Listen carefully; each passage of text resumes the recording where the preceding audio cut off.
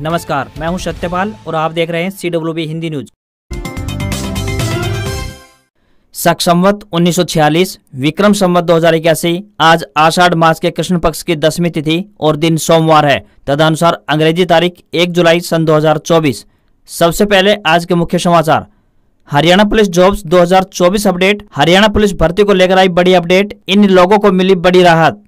Summer vacation इन Haryana update. Haryana में आज से खुलेंगे स्कूल, छुट्टियों के बाद मस्ती में लौटेंगे छात्र।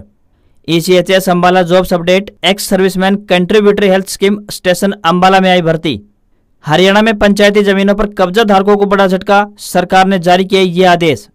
हरियाणा की सैनी सरकार ने दिया बेटियों को बड़ा तोहफा, हर महीने खाते में आएंगे इतने पैसे, बताएंगे पूरी अपडेट। हरियाणा में डॉक्टर डे को ब्लैक डे के रूप में मनाएंगे चिकित्सक, काले बैज लगाकर करेंगे काम। हरियाणा में लंबे वक्त के इंतजार के बाद होगी JBT भर्ती, आयोग के पास भेजा गया 1200 पदों का आग्रह पत्र। दक्षिण हरियाणा के नारनौल में पूर्व CM भूपेंद्र सिंह हुड्डा ने बीजेपी को घेरा, टिकट दावेदारों के समर्थकों ने हुड्डा के सामने की नारेबाजी। 21,000 से ज्यादा पदों के लिए हरियाणा SSC ने दोबारा मांगे आवेदन, 8 जुलाई तक कर सकते हैं अप्लाई। साल में अब 2 बार CBSE बोर्ड परीक्षा पर मंजूरी मिली, 2025-26 से लागू होगी योजना। विराट कोहली और रोहित शर्मा के बाद जडेजा का भी T20 इंटरनेशनल से संन्यास। 15 साल के कैरियर में 74 मैच खेले, 515 रन बनाए और 54 विकेट लिए। और टीम इंडिया को 125 करोड़ रुपए देगा BCCI। सेक्रेटरी जय शाह का बड़ा ऐलान, कहा टीम ने पूरे टूर्नामेंट में जबरदस्त टैलेंट और समर्पण दिखाया। और अब खबरें विस्तार से। हरियाणा, दिल्ली समेत कई राज्यों में मानसून दस्तक दे चुका है। हरियाणा में मानसून रफ्तार पकड़ता नजर आ रहा है। मानसून की बारिश ने प्रदेश के कई जिलों को भिगो दिया। भीषण गर्मी से झुलसे लोगों ने आखिरकार राहत की सांस ली है। मौसम विशेषज्ञ डॉक्टर चंद्रमोहन ने बताया कि मानसून की गतिविधियां मानसून टर्फ रेखा पर निर्भर करती हैं। जहां से यह गुजरती है उसके दोनों ओर बारिश की गतिविधियां होती है। रविवार को यह हरियाणा के दक्षिण में राजस्थान पर बनी हुई है, जिससे कि सोमवार को हरियाणा व NCR पर आने की संभावना है। सोमवार को फिर से बारिश होने की संभावना बन रही है। प्रदेश में 1 से 5 जुलाई के दौरान अच्छी बारिश होने की उम्मीद जताई गई है। भारतीय मौसम विभाग ने इसे लेकर ऑरेंज अलर्ट जारी कर दिया है। मौसम विभाग का अनुमान है कि 4 जुलाई तक हर रोज बारिश हो सकती है। Ex serviceman contributory health scheme station Ambala की ओर से सफाई वाला, क्लर्क, चौकीदार, ड्राइवर और कई अन्य पदों पर आवेदन मांगे गए हैं। इन पदों के लिए ऑफलाइन माध्यम से आवेदन भेज सकते हैं। पुरुष और महिला दोनों वर्गों के उम्मीदवार आवेदन करने के योग्य होंगे। फार्मासिस्ट, क्लर्क, ड्राइवर, सफाई वाला, महिला अटेंडेंट, चौकीदार, चपरासी, nursing assistant, lab assistant, lab technician के पदों पर यह भर्ती होने जा रही है। आवेदन करने की आखिरी तारीख 12 जुलाई 2024 है। इंटरव्यू की तारीख की बात करें तो 5 अगस्त 2024 रहेगा। इंटरव्यू का स्थान स्टेशन मुख्यालय अंबाला रहेगा।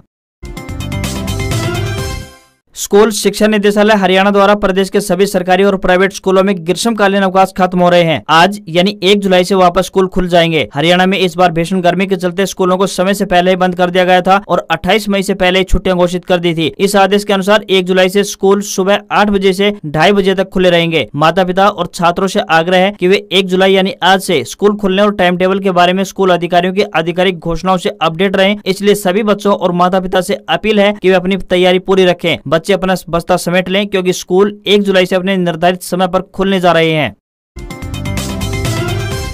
Haryana civil medical services association के बैनर तले प्रदेश भर के चिकित्सक सोमवार यानी आज डॉक्टर्स डे पर काले बैज लगाकर रोष व्यक्त करेंगे। चिकित्सक डॉक्टर्स डे को ब्लैक डे के रूप में मनाएंगे। एसोसिएशन के जिला प्रधान डॉक्टर अनिल यादव ने बताया कि चिकित्सक SMO की सीधी भर्ती का विरोध कर रहे हैं। उन्होंने कहा कि अपने पूरे सेवा अवधि में केवल 5% मेडिकल ऑफिसर ही प्रमोट हो पाते हैं। इसमें बचे ज्यादातर ऑफिसर बिना SMO बने ही सेवानिवृत्त हो जाते हैं। इसके अलावा 4, 9, 13 व 20 साल ACP दी जाए, अभी 5, 10 व 15 पर दी जा रही है। उन्होंने बताया कि इसको लेकर HCMS एसोसिएशन की राज्य कोर समिति की एक बैठक रविवार को आयोजित की गई। इसमें HCMS एसोसिएशन के लंबे समय से लंबित वास्तविक मांगों के प्रति सरकार के असंवेदनशील और संवेदनहीन रवैये के कारण सदस्यों में आक्रोश बना हुआ है। उन्होंने बताया कि डॉक्टरों ने 6 महीने पहले आंदोलन टाल दिया था, लेकिन यह दुर्भाग्यपूर्ण है कि 6 महीने बाद भी सरकार के वादे के अनुसार किसी भी मुद्दे का समाधान अभी तक नहीं किया है। इसके बाद यह निर्णय लिया गया है कि डॉक्टर विरोध स्वरूप डॉक्टर डे को काले बैज लगाएंगे। हरियाणा में JBT भर्ती का इंतजार कर रहे युवाओं के लिए एक अच्छी खबर सामने आ रही है। बता दें कि हरियाणा में 10 साल के अंदर पहली बार JBT के 1200 पदों पर भर्ती होगी। मौलिक शिक्षा विभाग की तरफ से हरियाणा कर्मचारी चयन आयोग के पास इन पदों पर भर्ती करने के लिए आग्रह पत्र भेज दिया गया है। राज्य में PRT यानी JBT पदों पर पिछले 10 साल में कोई भर्ती नहीं हो पाई है। अंतिम बार साल 2012 में विज्ञापन निकला था। हरियाणा विद्यालय शिक्षा बोर्ड की तरफ से हर साल एस्टेट परीक्षा ली जाती है। हजारों एस्टेट पास युवा पिछले 10 साल से नई भर्ती के इंतजार में है। कुछ तो ओवरेज हो चुके हैं, तो किसी के लिए एस्टेट वैधता का सवाल खड़ा हो चुका है। आयोग की तरफ से जल्द ही इन पदों को विज्ञापित किया जाएगा व इन पदों के लिए आवेदन मांगे जाएंगे। आयोग का प्रयास रहेगा कि इन पदों पर आगामी विधानसभा चुनाव से पहले भर्ती कर ली जाए। हरियाणा एसएससी की तरफ से अन्य ग्रुप सी और ग्रुप डी व पुलिस भर्ती की प्रक्रिया भी चल रही है। हरियाणा में इसी साल अक्टूबर महीने में विधानसभा चुनाव होने हैं, जिसको लेकर सभी राजनीतिक दल अपनी अपनी तैयारियों में जुट गए हैं। इसी कड़ी में भारतीय जनता पार्टी ने लगातार तीसरी बार सत्ता हासिल करने के लिए अभी से अपनी पूरी ताकत झोंक दी है। केंद्रीय मंत्री एवं हरियाणा बीजेपी प्रदेश प्रभारी धर्मेंद्र प्रधान अपने साथ केंद्र के 4 बड़े नेताओं को लेकर आगामी 15 दिनों में पूरे हरियाणा की धरती को नापेंगे। इसके लिए एक दिन में 2-2 जिलों को कवर किया जाएगा। हरियाणा में पार्टी को मजबूती देने के लिए सभी जिलों में दस्तक देने वाली इस कमेटी में धर्मेंद्र प्रधान के साथ पार्टी के राष्ट्रीय उपाध्यक्ष सौदान सिंह, सह प्रभारी विपल देव, राजस्थान के पूर्व प्रदेशाध्यक्ष डॉक्टर सतीश पूनिया और राष्ट्रीय मंत्री सुरेंद्र नागर शामिल होंगे। कमेटी द्वारा हरियाणा की इस रिपोर्ट को केंद्रीय हाईकमान को सौंपा जाएगा। इस रिपोर्ट के आधार पर टिकटों का वितरण होगा। वहीं पार्टी से नाराज चल रहे नेताओं और कार्यकर्ताओं को भी मनाने का प्रयास किया जाएगा। हरियाणा के नारनौल में कांग्रेस पार्टी के कार्यकर्ताओं का रविवार को सम्मेलन आयोजित किया गया। पूर्व मुख्यमंत्री भूपेंद्र सिंह हुड्डा के साथ कांग्रेस पार्टी के प्रदेश अध्यक्ष चौधरी उदय भान भी मौजूद रहे। सम्मेलन में विधानसभा चुनाव लड़ने के दावेदारों के समर्थकों ने अपने अपने नेताओं के बैनर और पोस्टर के साथ नारे लगाने शुरू कर दिए, जिससे कई बार सम्मेलन में अव्यवस्था फैल गई। इसी बीच महेंद्रगढ़ विधायक राव दान सिंह कार्यकर्ताओं को शांत करने में जुटे दिखाई दिए। हालांकि इसके बाद भी टिकट दावेदारों के समर्थक मंच तक पहुंच गए और नारेबाजी करनी शुरू कर दी। पूर्व मुख्यमंत्री चौधरी भूपेंद्र सिंह हुड्डा ने कहा कि 10 साल बीजेपी ने अहिरवाल की भयंकर अनदेखी की है। विकास कार्यों से लेकर पानी तक हर मसले पर बीजेपी ने इलाके की मांगों को नजरअंदाज किया है। बीजेपी ने विकास में नंबर 1 रहे हरियाणा को क्राइम स्टेट बनाकर रख दिया। हुड्डा ने कहा कि कांग्रेस सरकार बनने पर हर एक बुजुर्ग को 6,000 रुपए पेंशन दी जाएगी। साथ ही कर्मचारियों को पुरानी पेंशन स्कीम का लाभ भी मिलेगा। जनता को महंगाई से राहत देने के लिए 300 यूनिट मुफ्त बिजली और 500 रुपए में गैस सिलेंडर दिए जाएंगे। चौधरी उदय भान ने इस अवसर पर कहा कि हर विधानसभा में टिकट लेने वालों की लंबी फेहरिस्त है, लेकिन टिकट सर्वे के आधार पर दिया जाएगा। टिकट उसी को दिया जाएगा जो जीता हुआ उम्मीदवार होगा। हरियाणा में विधानसभा चुनाव को देखते हुए सूबे की नायब श्रेणी सरकार हर वर्ग को रिझाने में जुट गई है। इसी कड़ी में सरकार द्वारा अब पंडित, पुजारियों, पुरोहितों, इमाम, मौलवी, ग्रंथी, भिक्षु, लामा, नन, जैन, साधु, साध्वियों और पादरियों को वेतन सहित तमाम सुविधाएं देने की घोषणा की गई है। इसके तहत उन्हें और उनके आश्रितों को न केवल आवास और चिकित्सा लाभ मिलेंगे, बल्कि बच्चों को छात्रवृत्ति, कौशल प्रशिक्षण और अनुदान भी दिया जाएगा। बता दें कि वर्तमान में केंद्र सरकार में ऊर्जा मंत्री एवं तत्कालीन मुख्यमंत्री मनोहर लाल खट्टर ने 11 दिसंबर 2022 को करनाल में आयोजित परशुराम महाकुंभ में पुजारियों, पुरोहितों के कल्याण के लिए बोर्ड बनाने की घोषणा की थी। उनकी इस घोषणा को मौजूदा नायब श्रेणी सरकार ने पूरा कर दिया है। हरियाणा परिवहन विभाग के कर्मचारी एक बार फिर से बीजेपी के नायब श्रेणी सरकार के लिए मुश्किलें खड़ी कर सकते हैं। शिविर को संबोधित करते हुए सर्व कर्मचारी संघ के पूर्व महासचिव सत्यपाल शिवाच ने कहा कि यूनियन ने सरकार की ओर से मानी गई मांगों को लागू न करने पर नाराजगी जताई है। उन्होंने कहा कि सरकार बार बार वादा खिलाफी कर रही है और अधिकारियों का अड़ियल रवैया रोडवेज कर्मचारियों को सड़कों पर उतरकर टकराव के लिए मजबूर कर रहा है। शिवाच ने बताया कि 14 जुलाई को हरियाणा रोडवेज कर्मचारी साझा मोर्चा के आह्वान पर हजारों कर्मचारी अम्बाला में परिवहन मंत्री असीम गोयल के आवास का घेराव करेंगे। उन्होंने प्रमुख मांगों का जिक्र करते हुए कहा कि मांगों को पूरा करें, वरना सड़कों पर उतरकर सरकार के खिलाफ पहले जैसा बड़ा आंदोलन खड़ा किया जाएगा। कोरोना काल के दौरान 0 नंबर से चलाई गई दैनिक ट्रेनें आज यानी कि 1 जुलाई से पुराने नंबरों के आधार पर चलेंगी। यह राहत उन यात्रियों के लिए रेलवे की तरफ से दी गई है। सबसे बड़ी सौगात है जो कि 0 नंबर से चलने वाली स्पेशल ट्रेनों में अतिरिक्त किराया देने को मजबूर थे। इनमें दैनिक यात्रियों सहित छात्र, मरीज और नौकरी पेशा लोग शामिल थे। इस सुविधा से अब स्पेशल ट्रेनों के नाम से संचालित हो रही दैनिक ट्रेनें नियमित नंबर में तब्दील हो जाएंगी। यह परिवर्तन उत्तर रेलवे के 5 मंडलों में 1 जुलाई यानी आज से लागू हो जाएगा। इसमें दिल्ली मंडल, फिरोजपुर, अम्बाला, मुरादाबाद और लखनऊ मंडल की कुल मिलाकर 563 ट्रेनें शामिल हैं। इससे पहले रेलवे ने इन यात्री ट्रेनों में लगने वाले स्पेशल श्रेणी के किराए को भी कम कर दिया था।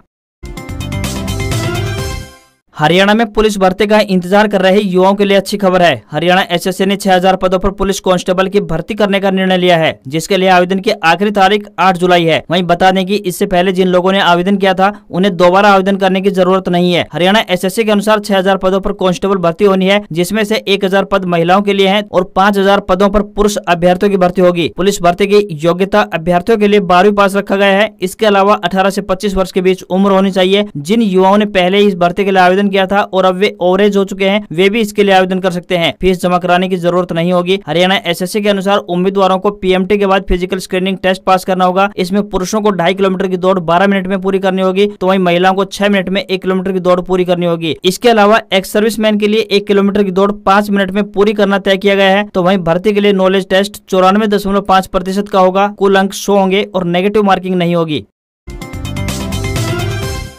हरियाणा सरकार ने सरकारी जमीन से सभी तरह के कब्जे हटवाने के लिए आधिकारिक तौर पर आदेश जारी कर दिए हैं। सभी तरह की सरकारी संस्थाओं की जमीन जैसे कि अरावली, जोहड़, शमशान घाट, वक्फ बोर्ड, मदरसा, कब्रिस्तान, स्कूल, रास्ते, नहर आदि को खाली करवाने के आदेश माननीय सुप्रीम कोर्ट के आदेश पर दिए हैं। सरकार ने जल्द से जल्द इनसे कब्जा हटवाने के आदेश जारी कर दिए हैं।